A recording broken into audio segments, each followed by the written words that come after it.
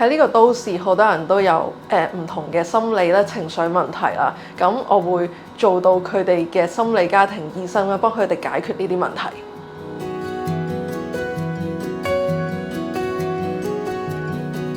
Hello， 大家好，我係深湖工作室嘅 Christy。我之前係做採購嘅，但係因為喺2018年嘅年底有嗰個免疫系統嘅疾病咧，同埋嗰陣時係好迷茫、好混亂，有好多情緒喺裏邊，但係又抒發唔到啦。咁所以我會接觸身心靈呢個範疇啦，有透過頌缽啦、SS Bars 啊，有好多唔同嘅範疇去了解自己，睇返自己嘅行為模式係點樣啦，慢慢去了解自己、療癒自己一啲唔同嘅範疇咯。呢個係我接觸身心靈嘅一個契機咯。喺2021年嘅7月咧，我想發展我自己嘅事業，所以我就離開公司，我創立咗深湖工作室。我希望好似一個湖面咁樣，可以反映到俾客人聽一啲對佢有用嘅信息，等佢可以擺脫一個困惑困局咯。當中我覺得對我好有用嘅一個發泄式嘅靜心就係亂語靜心。第一個階段就係其實係不停咁講一啲外星文啦，即係我示範一下，係一啲你自己都聽唔明嘅語言。點解你要講一啲自己都聽唔明語言呢？就係去語言化。我哋可以好冇顧忌咁將我哋頭腦嘅壓力啦、一啲即係想法啦、情緒全部釋放出嚟。咁喺第二個階段，咁我哋就可以繼續放鬆啦，同埋佢係一個觀照自己內在咯，藉此我哋可以對我哋自己了解更加多。你覺得放咗好多唔需要嘅負能量，你會覺得好舒服咯。咁藏傳頌缽療癒係啲咩呢？其實我就會用一套7個嘅頌缽圍住嗰個客人啦，客人會感受到嗰個頌缽嘅聲音同震盪啦，隨住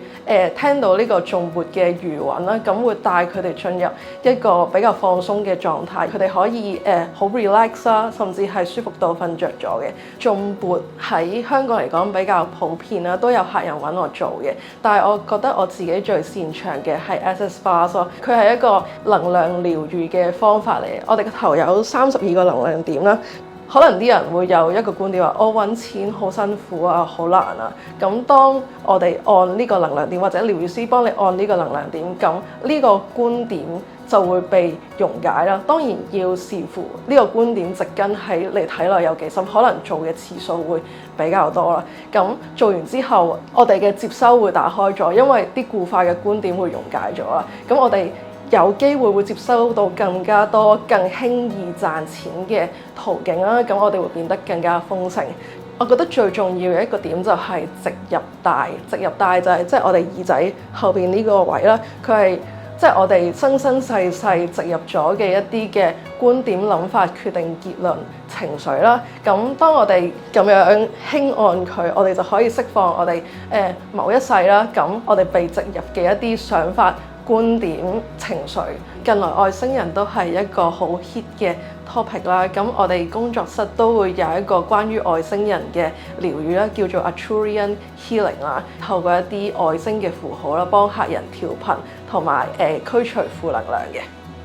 咁我哋嘅身體就好似一個容器咁樣啦，佢出體，佢嘅靈魂離開咗個肉體啦，咁我哋就洗乾淨咗佢嘅身體咧，淨化咗佢當中嘅負能量，咁佢嘅靈魂重新返回嗰個身體嘅時候，佢就覺得非常之潔淨。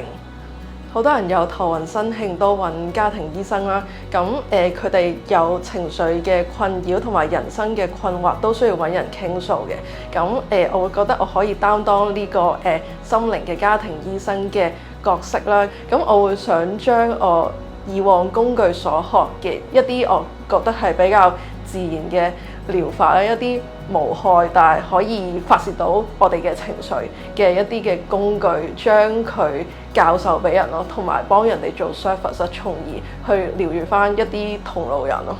療癒可以好簡單，睇下你會唔會關注你自己，同埋你想唔想去釋放你一啲嘅情緒壓力。總之係揾一個啱嘅方法，可以係好簡單都可以嘅，只要我哋願意療癒自己就 OK 啦。